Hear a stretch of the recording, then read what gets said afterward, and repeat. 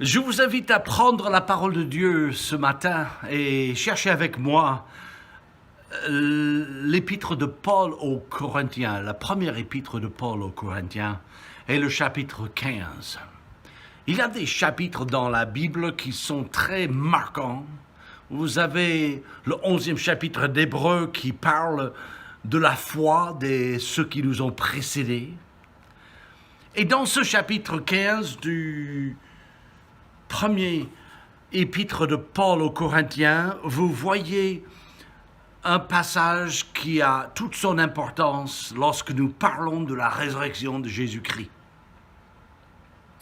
Souvenez-vous que lorsque Jésus a ressuscité Lazare, avant de le ressusciter, il a dit à Marthe qui lui a dit auparavant, « Si tu étais là, Seigneur, mon frère ne serait pas mort. » Et Jésus a dit, « Mais je suis la résurrection et la vie. Celui qui croit en moi ne mourra jamais. » Crois-tu cela, Marie? Et elle a dit, « Oui, je crois. » Et j'espère que vous pouvez dire aujourd'hui que vous croyez que Jésus est la résurrection et la vie. Dans ce chapitre 15 d'un Corinthien, nous voyons l'importance de la résurrection. Nous allons parler de la véracité de la résurrection, nous allons parler d'une certaine hypothèse si Christ n'est pas ressuscité. Nous allons parler aussi des conséquences de la résurrection. On parlera brièvement sur l'explication de la résurrection et nous verrons le résultat de la résurrection et nous verrons pour terminer l'espérance de la résurrection, parce que la résurrection de Jésus-Christ nous donne une espérance qui nous porte dans des moments difficiles, qui nous porte dans des moments de fragilité et dans les moments de la mort. Et que Dieu nous aide et nous fortifie pendant que je lis quelques versets. 1 Corinthiens chapitre 15, verset 1er. Je vous rappelle, frères, l'évangile que je vous ai annoncé, que vous avez reçu, dans lequel vous avez persévéré et par lequel vous êtes sauvés. Si vous retenez tel que je vous l'ai annoncé, autrement vous l'aurez cru en vain.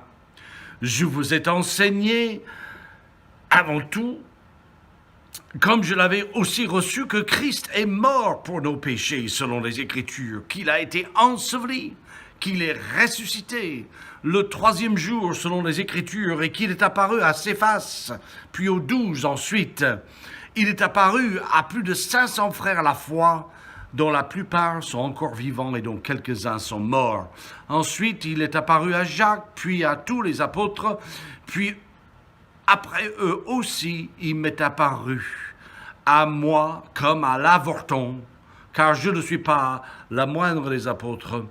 Je ne suis pas digne d'être appelé apôtre parce que j'ai persécuté l'Église de Dieu. Par la grâce de Dieu, je suis ce que je suis et sa grâce envers moi n'a pas été vaine. Loin de là, j'ai travaillé plus que tous, non pas moi toutefois, mais la grâce de Dieu qui est avec moi. Ainsi donc, que ce soit eux, que ce soit moi, voilà ce que nous prêchons et ce que vous avez cru. L'apôtre Paul, dans cette lettre aux Corinthiens, est en train de mettre en place des idées sur de nombreux problèmes. Il avait traité d'autres problèmes auparavant dans cette épître. Nous n'allons pas nous étaler sur tous ces problèmes-là, mais nous voulons nous pencher sur la résurrection. Il établit la résurrection, établit dans ce chapitre le fait historique de la résurrection. Ensuite, il établit la place centrale dans la foi chrétienne de la résurrection. Il établit ensuite la résurrection qui conduit à donner à Christ l'autorité suprême sur toutes choses. Il établit aussi dans la souffrance, la résurrection qui nous donne de l'espoir. Et s'il y a quelque chose qui manque à nos concitoyens aujourd'hui, c'est de l'espoir. Il faut avoir de l'espoir. Et Christ et la résurrection de Jésus-Christ nous donne l'espérance. On appelle ça l'espérance chrétienne. Et que Dieu nous comble de cette espérance et que remplisse nos cœurs. Nous devons nous pencher sur l'importance de la résurrection. Regardez avec moi la véracité de la résurrection que nous voyons dans les premiers 11 versets. D'abord, je ne vais pas le relire, mais les caractéristiques de l'Évangile. Qu'est-ce que c'est l'Évangile? L'Évangile, c'est ce qui nous donne la vie éternelle. Cet Évangile a été annoncé par l'apôtre Paul aux Corinthiens, au verset 1er. Cet Évangile a été accepté, reçu par les Corinthiens. Cet Évangile est la même Évangile dans lequel ils ont persévéré. Oh, que le Seigneur nous donne la persévérance pour l'Évangile, ne pas abandonner, mais de continuer à persévérer dans la foi chrétienne qu'il a placée nos cœurs. L'Évangile aussi par lequel nous sommes sauvés. Sauvés de quoi? Eh bien, sauvés de nos péchés, sauvés pour l'éternité, sauvés, consacrés à Dieu, éloignés du péché et consacrés à Dieu. La définition, vous l'avez dans le verset 3 et 4 que je l'ai lu il y a quelques instants.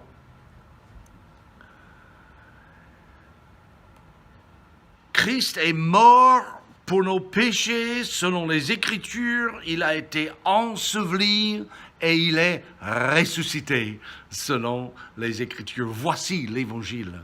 L'Évangile qui nous sauve, l'Évangile qui nous donne l'espérance. Nous parlons de la véracité de l'Évangile. Nous avons parlé de la définition de l'Évangile. Christ est mort, il est enseveli, il est ressuscité. Voici le noyau de l'Évangile, cette bonne nouvelle. Nous voyons ensuite la confirmation de cet Évangile.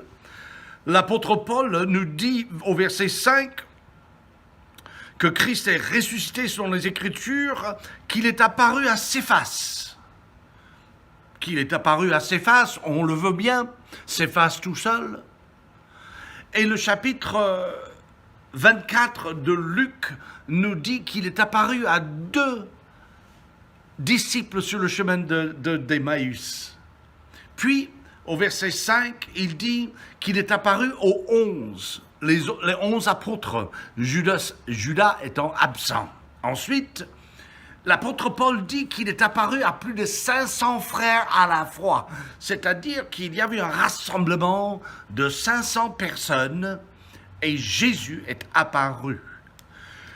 Que Céphas se trompe en disant que Christ est ressuscité et qu'il lui est apparu, on veut bien le croire, mais on pourrait mettre en doute, il est tout seul.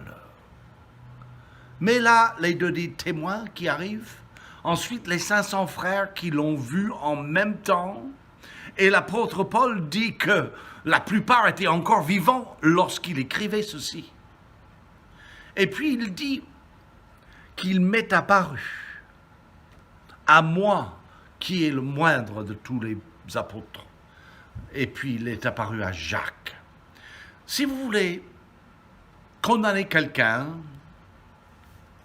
pour un fait, Dieu avait établi selon Moïse qu'il fallait présenter la preuve, qu'il y ait des témoins oculaires, non pas 1, mais 2 ou 3 témoins. Et ils disent, sur le témoignage de 2 ou 3 témoins, toutes paroles seront établies. Eh bien, Jésus s'est donné plus que 3 témoins. Il a donné 500 frères à la fois, les 11 apôtres en même temps, Céphas tout seul, Paul et Jacques. Le fait de la résurrection, la véracité de la résurrection est la preuve que Christ est ressuscité. Il y a aussi un paradoxe de l'Évangile. Nous le voyons dans le verset 9 à 11. Paul était le persécuteur de l'Église par excellence. C'était celui qui allait arracher les gens de leur lieu de culte, les amener devant le tribunal, les mettre à mort. Souvenez-vous qu'il était là quand Étienne fut lapidé. Paul était bénéficié de la grâce de Dieu. Paul était un exemple poignant de la grâce de Dieu. Il ne méritait pas le salut en Jésus-Christ, mais Dieu lui a fait grâce. Et l'apôtre Paul le dit d'une manière merveilleuse, sous l'inspiration du Saint-Esprit, aux Éphésiens 2, chapitre 8, « Car c'est par la grâce que vous êtes sauvés, par le moyen de la foi. Ce n'est point par les œuvres, afin que personne ne se glorifie. » Paul était un exemple, je vous l'ai dit, poignant de la grâce de Dieu. Il a fait 3 voyages missionnaires où il a fait des déplacements extrêmement dangereux. Il a été estimé que l'apôtre Paul a investi 35 ans consacrés à la propagation de l'Évangile comme un missionnaire. Il ne s'est pas laissé motiver par une simple apparition de Jésus sur sa route sur le chemin de Damas. Eh bien non, il était convaincu que la résurrection de Jésus-Christ était une vérité absolue. Et cela l'a poussé à aller partout et annoncer partout l'Évangile. Je vais vous poser la question, qu'est-ce qui vous motive à témoigner, à parler de Jésus? Eh bien, la résurrection est une bonne occasion d'en parler. Je vais juste brièvement citer une petite hypothèse que nous voyons dans le verset 12 à 19. Si la résurrection des morts n'était pas, si la résurrection des morts n'était pas, Christ ne serait pas ressuscité. Notre prédication serait vaine. Notre foi serait mal fondée et donc vaine. Nous serions des faux témoins, puisque Christ ne serait pas ressuscité. Nous serions encore dans nos péchés si Christ n'est pas ressuscité, et nous serions le plus malheureux de tous les hommes. Mais Christ est ressuscité, et le prémisse de ceux qui sont morts.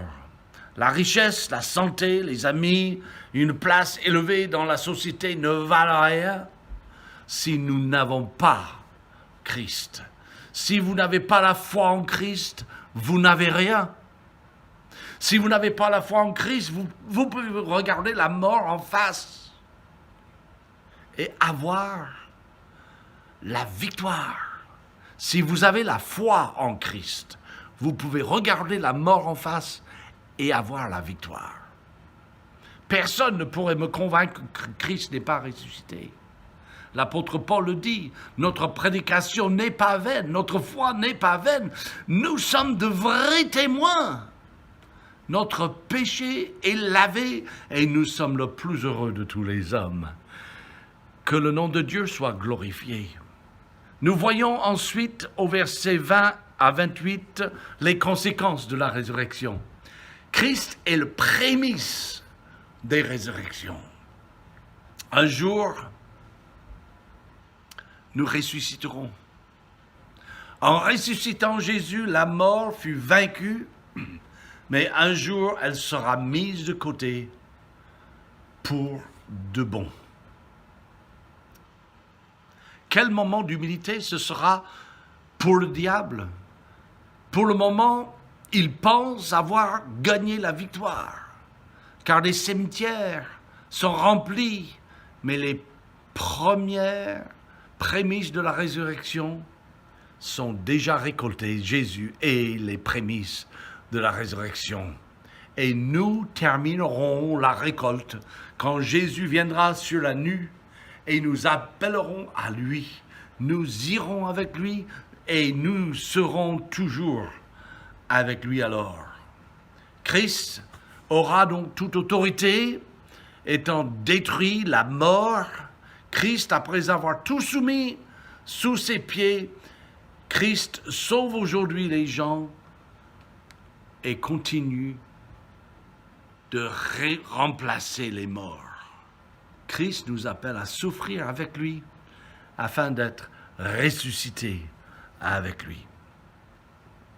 Nous verrons aussi l'explication de la résurrection. Il donne l'exemple de la semence. La semence ne porte pas de fruits s'il ne rentre pas en terre. Mais avant d'entrer en terre, il faut qu'il meure. Il faut qu'il soit desséché. Et une fois mort, desséché, il peut être placé en terre et ainsi la semence porte du fruit. De la même manière, notre corps sera semé. Le verset 42 le dit, corruptible, il ressuscitera incorruptible. Le corps sera semé, méprisable, il sera ressuscité glorieux. Le corps sera semé infirme, il ressuscitera avec force. Il est semé, le corps animal, il ressuscitera corps spirituel. Le corps semé mortel ressuscitera immortel. Ça, c'est l'explication de la résurrection.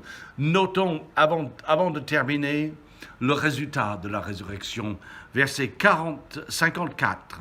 Lorsque ce corps corruptible aura revêtu l'incorruptibilité et que ce corps mortel aura revêtu l'immortalité, alors s'accomplira la parole qui est écrite. Ô mort, la mort a été engloutie dans la victoire. Ô mort, où est ta victoire? Ô mort, où est ton aiguillon? L'aiguillon de la mort, c'est le péché, et la puissance du péché, c'est la loi. Mais grâce soit rendue à Dieu qui nous donne la victoire par notre Seigneur Jésus-Christ.